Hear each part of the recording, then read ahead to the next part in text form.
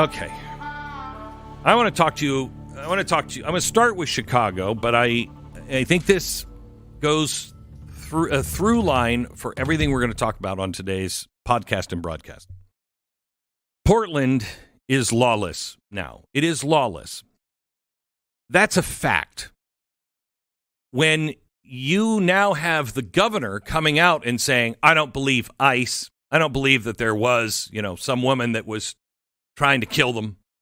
When Chicago calls the police back and says you're not to help protect federal agents, when you have now cartels coming out with wanted posters offering rewards for ICE agents' death, you're in a lawless situation, completely lawless.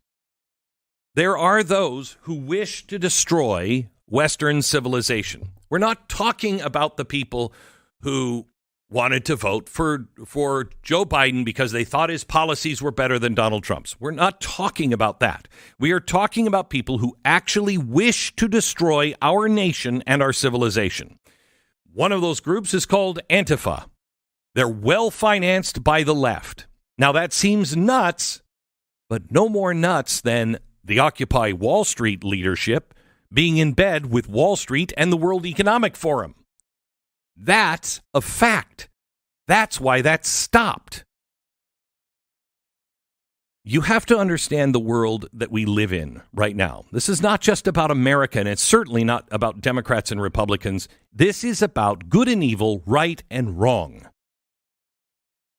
The America that believes in its citizens, the America that has a government of, by, and for the people is at stake. And as Lincoln said, we are testing that now of whether that any nation, this nation or any nation, can long well stand. I believe it can. Now, extremists in our own country have cobbled together any enemies of that idea to disrupt the system, to collapse it. Those who hold power and wealth and position globally believe they can escape the consequences of setting the world on fire. They have built a giant, elaborate system to have this fall into when it collapses. And make no mistake, you must open your eyes and realize this is what is happening. Now, maybe they can escape the consequences. I don't think so, but maybe they can. I mean, you paid the price in 2008 during the crash, right? You paid for that. They didn't. You paid the price during COVID. Home Depot didn't. You did. They didn't. So maybe they can escape. But I don't think they know what they're doing. Because once you open this can, evil comes pouring out. And they use both of those events, and events like George Floyd. All of these things were uniting to the American people. We were all on the same side until somebody came in and made it about politics to keep us fighting with one another. So I want to start with a blank slate here. Before I get into Chicago and everything else, I want to start with this blank slate. I want to ask you where you have been in the last 25 years, okay? I want you to answer honestly. 25 years ago, were you for transgender surgery on children? Yes or no? Were you for drag queen shows in elementary schools? Yes or no? Were you for lockdowns and forced vaccines 10 years ago? If I suggested that, what would you have said? I want people on the left and the right to answer. Government partnering with big global corporations to pick winners and losers. Were you for that? Killing of political opponents because they disagree with you. Were you for that?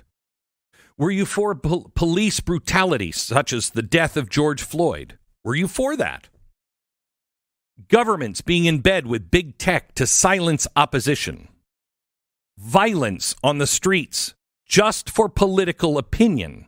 Criminals let out of jail. No bail, no real prosecution for crime.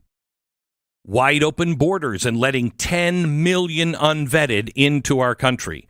25 years ago, were you for that? Turning a blind eye to terrorists from another country in our homeland, unchecked. The setting up of Sharia law in major cities in America, like Dearborn. Saying that one's political opponent should be killed along with their children. 10 years ago, 15 years ago, would you have said, oh, I'll vote for that person? The rounding of people, just because you're brown or you're black, rounding them up on the streets and just saying, papers, please. Were you for that? Cartels issuing wanted posters for law enforcement and offers of reward for their death. You for that? Were you for that? The doxing of anyone. All personal information just dumped out online for political purposes. Were you for that? Were you for communism? And let me define. Communism, government ownership of land, housing, and business. Were you for that? Authoritarianism. Let me define it. A strongman dictator without American constitutional restraints such as the Bill of Rights, and I mean all of the Bill of Rights. Were you for that? Fascism. Let me define it. The government in partnership with big business that allows ownership but picks the winners and losers and only allows businesses to act in ways dictated by the government. Were you for that? You for firebombing of churches or mosques or synagogues? Were you for the firebombing of abortion clinics? Were you for the firebombing of abortion doctors? Were you for the targeting of abortion doctors? Were you for the targeting of any American citizen? Were you for light sentences for somebody who's trying to kill the Supreme Court justices? 25 years ago, were you for putting men in women's sports? Putting men in women prisons? 25 years ago, were you for anything? The ends justify the means. Just do it. Were you for that? Well, if you weren't for those things, and I mean this sincerely, I want you to call me right now if you're for any of them now and tell me what changed your mind. What new information did you get that changed your mind? And I will not accept, yeah, well, but Trump. Nor will I accept, yeah, but Biden and the left. That's what. No, I won't accept that. That puts you into the ends justify the means. And they don't. Ever. Ever, ever, ever. They don't. What evidence was given to you that changed your mind? You can't use Trump or any acts from the other side to justify it. And if you can't justify the things that you are now for that you were not then, well, you're most likely mad at me right now. You're most likely feeling really angry right now. Why? Because all I'm doing is asking, I want to learn from you. How did you get there? How did you get there?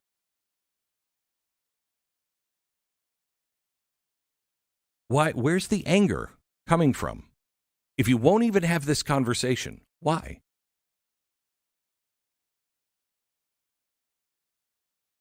Is that anger or these feelings or this unwillingness to connect and say, no, look, let me defend my situation. Let me defend myself here in a very reasonable and calm manner. Let me tell you how I changed my mind.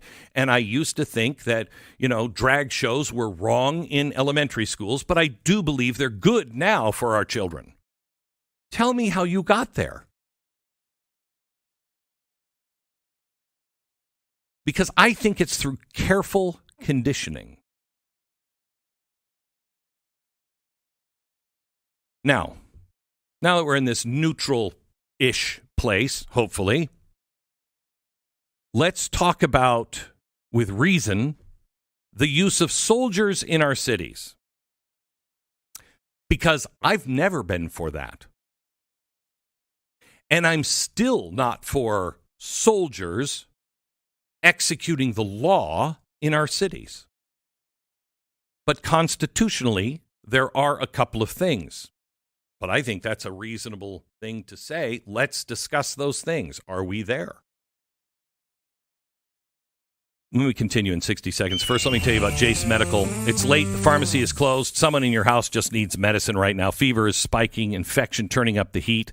And in that moment, you realize how fragile your access to life-saving medication can really be. Stu did this. He was on vacation and had to drive around in the middle of the night all over town trying to find a pharmacy that was open. If you have a Jace case, which he carries now every time he goes on vacation because of what he went through, you don't have to worry about that. Jace Medical isn't a last-minute hack. It's a prescription continuity service designed to keep your household medically safer.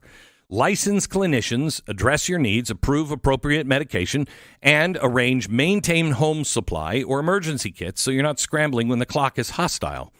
They deliver legal, medically supervised prescriptions to your doors with clear instructions, storage guidance, and telehealth support when a question comes up. Parents, caregivers, travelers, or anyone who values self-reliance, order your Jace case today. Use the promo code BECK, B-E-C-K, when you go to jace.com, J-A-S-E.com. Get a discount on it now. Promo code BECK, jace.com. 10 seconds, back to the show.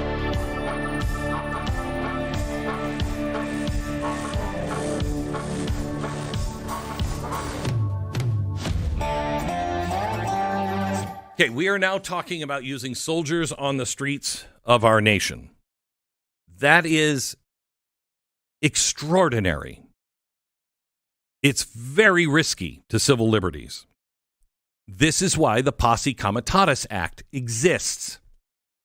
But the Insurrection Act also exists, and it is lawful when tightly tied to specific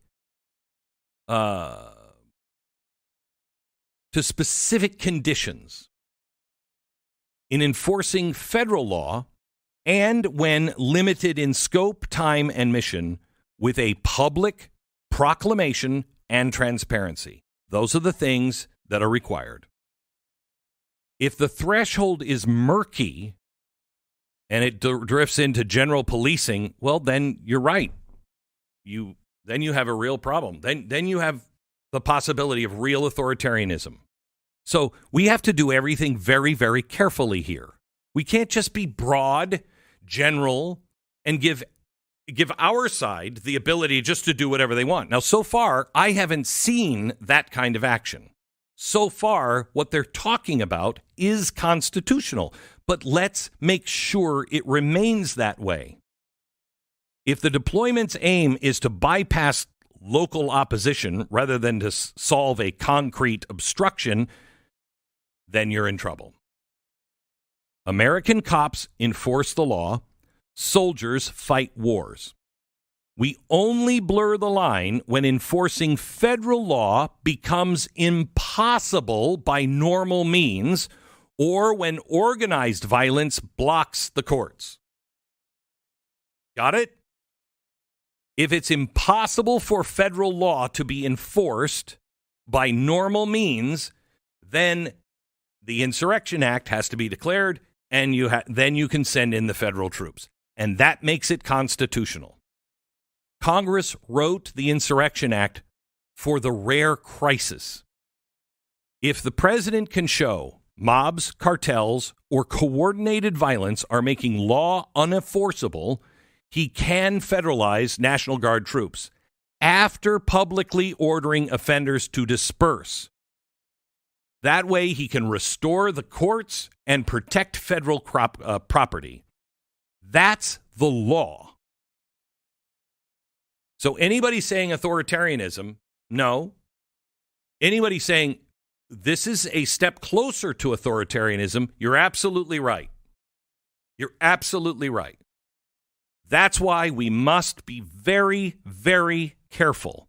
Again, show that the mobs, the cartels, or coordinated violence are making the law unenforceable, which it is.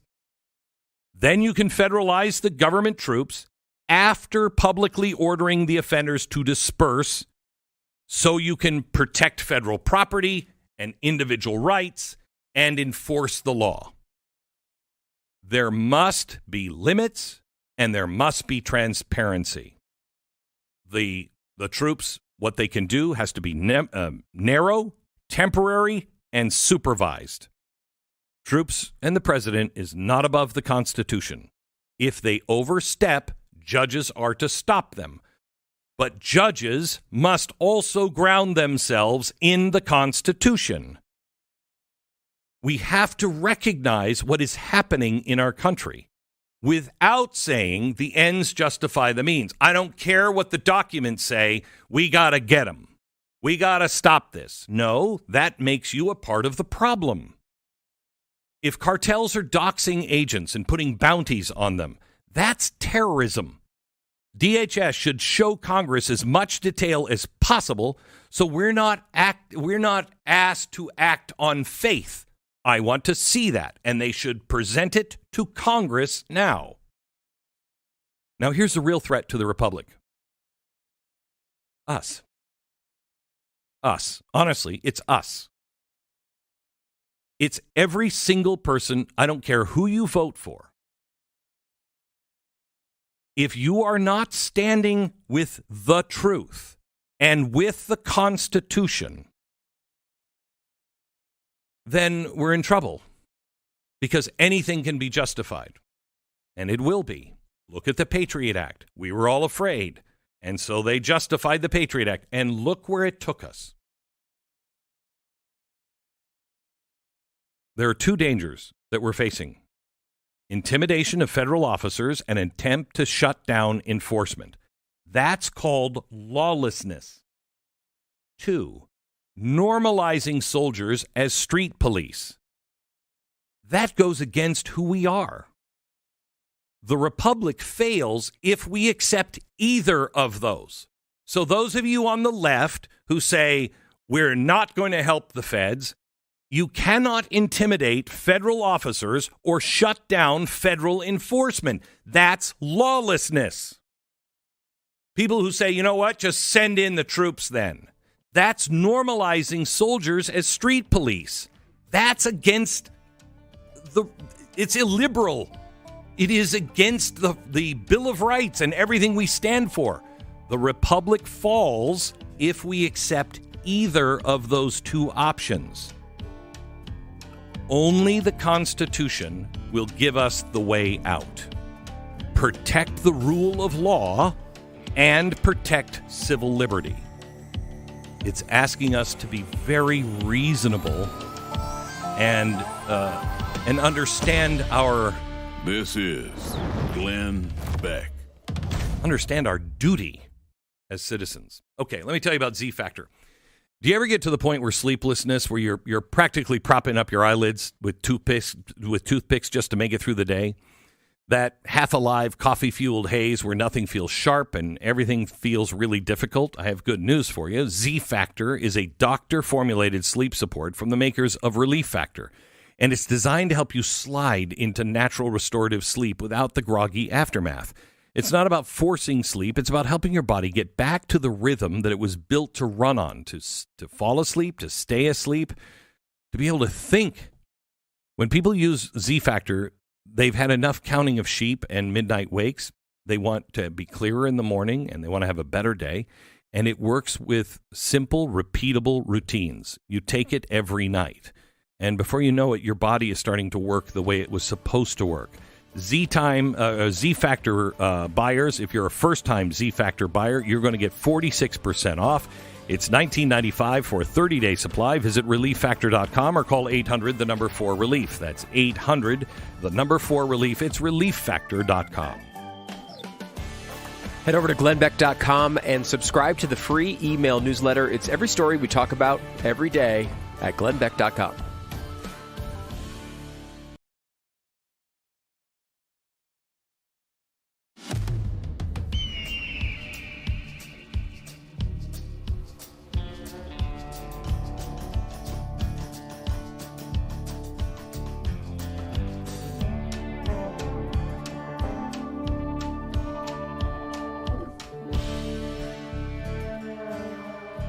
Welcome to the Glenn Beck Program. There are two press conferences done recently. One was by the Justice Department along with the Health and Human Services. I talked to Dr. Oz about this Friday. You can probably find that podcast someplace. But I talked to him about this Friday, and it was one of the most incredible things I've ever seen. They came out with the Justice Department, and they said, we're shutting down a Russian ring that was defrauding Medicare of $15 billion. $15 billion. And they said it's the tip of the iceberg. It was incredible, and I've never heard anybody talk about it. The second fraud investigation that I was stunned by and so happy to see was when Joseph Edlow, who is the Citizenship and Immigration Services Director, was in Minneapolis.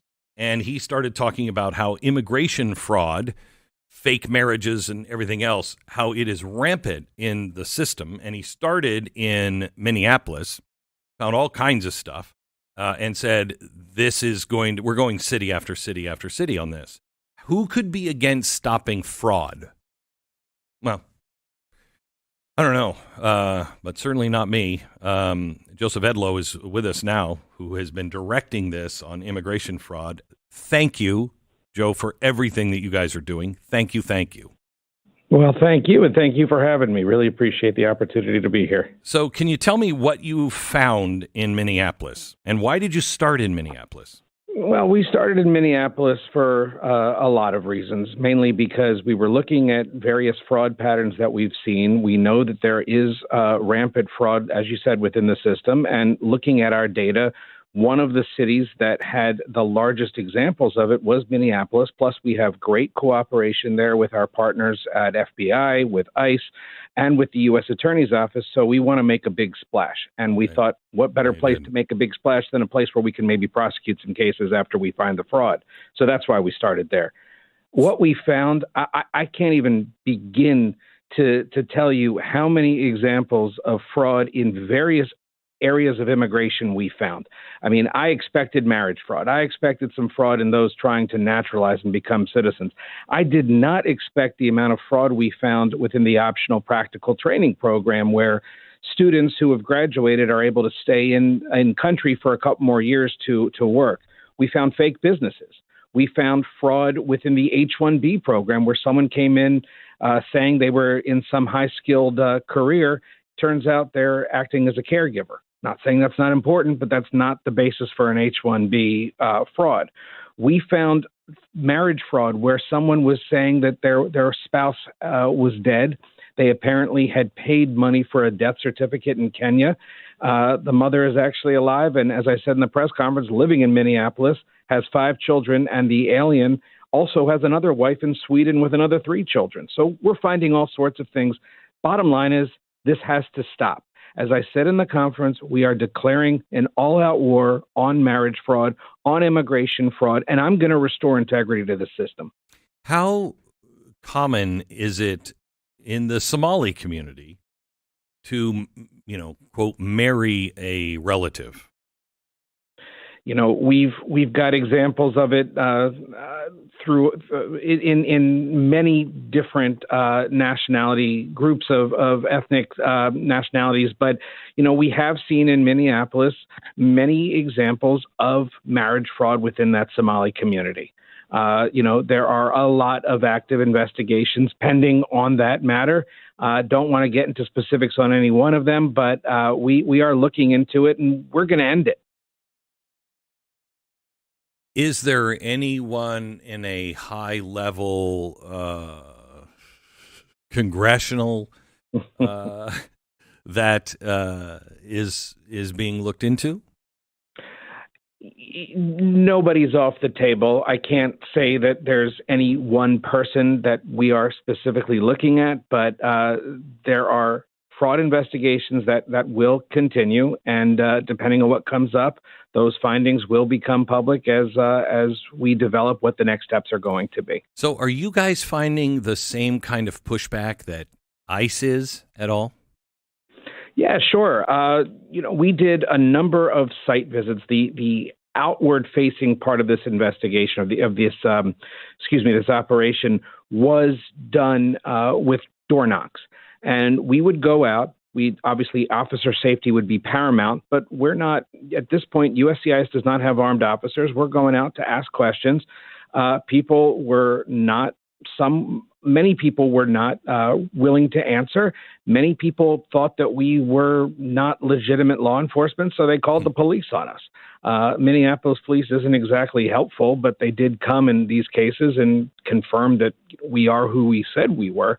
But certainly there's pushback. And I think if you saw any part of my press conference with the questions that I got from the media out there, yeah, there was a lot of pushback as to why we're doing it. And what I don't understand is why anyone looks at immigration fraud through any lens that is that it's less troubling than something like IRS fraud. Yeah. I said in the conference, if we were here announcing a major breakthrough in tax fraud, we'd be applauded nationwide by everyone, saying that we were saving the taxpayers money and that we were doing the right thing. Why is this any different when we're trying to enforce another type of law like immigration law? So who are the bad guys here? The people applying, the people who are advising those who are applying, or the people who are taking the applications in our own government? Well, no, it's not the people taking the applications. I mean, we have a very robust program to find those in the government or in my agency here who are not acting above board, and we can suss that out very, very quickly.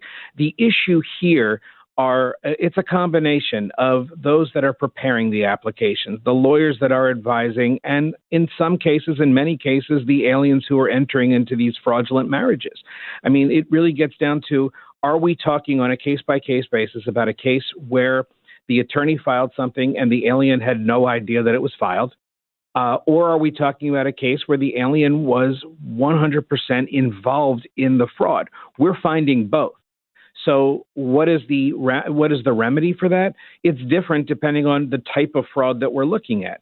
In one case, it's going to be denial of the benefits and referral to the immigration courts for ultimate deportation if the alien has no other right to be here, which, let's be honest, if they commit marriage fraud and any other types of fraud, they shouldn't have any other rights to be here.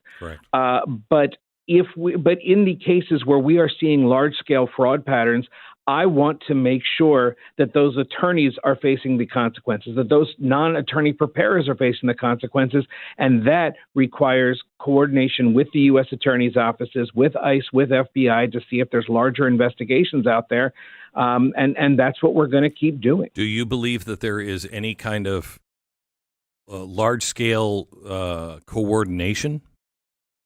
I don't think it's nationwide coordination. I do think there are large-scale fraud patterns out there that we have not had as a government either the interest or the resources to investigate. So to that end, I don't know if you saw, but USCIS now has the authority to hire investigators, special agents who are actually going to be going out there specifically to look at fraud of this magnitude. Additionally, we're also starting now a massive hiring campaign where we are looking to bring in new adjudicators, which we will train. No college degree is required. There's going to be signing bonuses for certain and retention bonuses for certain openings, and there's going to be some flexible duty locations for these openings. But we are looking to really make this system work, and I will hire whatever and whoever I need to make sure that we have the resources to investigate these fraud patterns and to take the appropriate action. What qualifications do you need to work or to apply? Well, you apply, and then we will determine. But really, there's no prior experience needed. Like I said, no college degree. We have the training. We know how to train people. So as long as you're a U.S. citizen, have a clean record, and can have the ability to analyze in a meaningful way, we're looking at you. So we're hoping. We've got a lot of applications out there already, and we want everyone to apply. We've renamed the position. We're looking for homeland defenders. That's what we're looking for here. We are looking for people here who are going to come in to ensure that we are keeping the homeland safe. They will be adjudicating. They will be looking at cases for people looking for green cards, for naturalization. And we want to make sure that they're looking at it through the right lens. And you would apply, I would assume, at USCIS? USCIS.usajobs.gov. Okay. And if you go to uscis.gov/join, there's a website that will give you all the information on the positions, on any upcoming job fairs. And really, we are trying here, and I have a mandate. We will be cutting through the red tape. I'm not interested in, a year-long hiring process. I want to get these people in, trained, and working across the country as soon as possible. And what can you say which cities you're looking at next? I'll be honest, I'd prefer not to at this point. There are 2 or 3 cities that I've already had interest. I got a call the day of the press conference from a U.S. attorney in another city saying, Joe, come to me next. We're ready to work on this. So, there's cities out there that are looking forward to this. And we're excited to bring this show nationwide and really show what this agency does, what it can do, and how we can make this system better. The last 4 years were a total disaster. I don't have to tell you that when it comes to immigration integrity. We were left with a complete mess on our hands, and this is one of the major ways that we're going to clean up that mess, that we're going to unravel the knot of the legal immigration system. This is not about preventing anyone from immigrating here. This is about ensuring that the right people are, and that there is, as I keep saying, integrity in the system. Fraud will not be accepted any longer. I love it. Joseph Edlow, thank you so much. Appreciate it. Thank you. You bet. Joseph Edlow is U.S. Citizenship and Immigration Service Director. If you want to work, USCIS.gov. What did he say? / something or other. I don't remember. But you'll be able to find it. What was it? Join. All right. Back in just a minute. Let me tell you about preborn. Someday, God willing, this nation is going to move past its most horrific sin of abortion. In the meantime, there's lots of work to do. Quiet, relentless, life-saving work that you can help support. You are an abolitionist. You join this now. This is exactly like people used to say, in 1820, 1776, Ben Franklin was saying, we've got to move past slavery. Someday, maybe the country will move past slavery. Well, I think the same thing about abortion. And the people that are on the front line is preborn. Their program puts ultrasound machines where they're needed. They train the staff. They underwrite the scans so women get medical care without any cost barrier. Preborn says more than 1 million moments of help have come through their network. 1 million. Free scans, parenting resources, diapers, ongoing support, and those kinds of gifts turn fear into future for these moms and their babies. If you'd like to help and be involved, go to preborn.com/Beck, preborn.com/Beck, dial pound 250 on your phone and say the keyword baby. Any donation is great. If you want to make one monthly, $28 a month, that will provide one free ultrasound for a mom. Preborn.com. Of course, if you have the money, $15,000 buys an ultrasound machine. You can put it in a Needy's Women's Center. The keyword is baby at pound 250. Keyword baby, pound 250. Do it now because life matters. Sponsored by Preborn. Teach your kids right. Shoot, schools won't do it for you. This is Glenn Beck.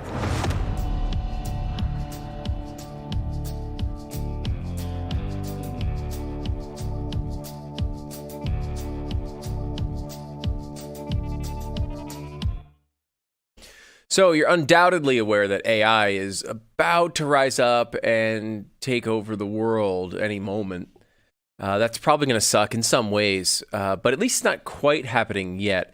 It still can't tell you what the correct weather is, but that's coming right around the corner.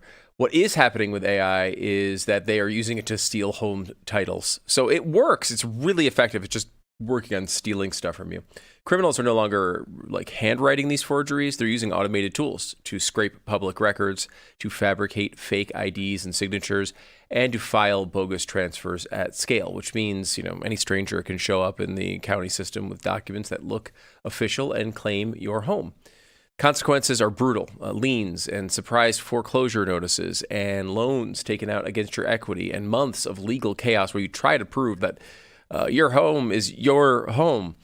Home Title Lock watches the work scammers are doing long before you even stumble onto it, and they monitor your property's public records around the clock. They alert you of anything instantly that's going on if it's suspicious. And if someone does manage to tamper with the title that they've got going on, the restoration team steps in to correct the record, negotiate with lenders, and fight to get your home ownership back. It's a modern kind of insurance that, kind of for your home's title, and it's sensible and it works well. HomeTitleLock.com. HomeTitleLock.com. Promo code is BLAZE. HomeTitleLock.com. Welcome to the Glenn Beck Program. What is happening in Virginia with the two Democratic candidates is really very frightening. It is frightening because of the ramifications of what it means. Remember, we were living in a world that, 15 years ago, Sarah Palin was told the word targeting, I'm targeting this district, was violence that would lead to the shooting and killing of politicians. And that was absolutely unacceptable. I'm targeting this district for political reasons. Okay. Now, let's listen to what the guy who's running for the Attorney General, Chief Law Enforcement Officer of Virginia, said in a text. This is a story broken by Audrey Fahlberg at National Review. She talks about how Jay Jones is the candidate. He is he thinks he's writing to somebody else, someone named Mark, but he texts somebody else this exchange. And even when he realizes that it's not the person he's texting to, he continues it. So he says, damn, that was for Mark, suggesting he meant to send the text to someone else. And yet the realization didn't stop Jones from joking what the POS Gilbert would say about me if I died. He was complaining that Democrats were saying good things about a Republican who had died, which, again, nice attitude. If those guys die before me, he said, referencing the Republican colleagues who were publicly honoring the deceased Johnson's memory, I will go to their funerals and piss on their graves to send them out awash in something. Jones then suggested that presented with a hypothetical situation, this would happen. He said, he said, 3 people, 2 bullets, Gilbert, which is the person he's mad about, Hitler, and Pol Pot. He said, Gilbert gets 2 bullets to the head. Spoiler, put Gilbert in the crew with the 2 worst people you know, and he receives both bullets every time. The person he's texting says, Jay, please stop. He writes, LOL, oh, okay. And she, the person he's texting with responds, it really bothers me. You don't want to have to text this to someone you're texting with. No. It really bothers me when you talk about hurting people or wishing death on them. Like, this is such a common occurrence.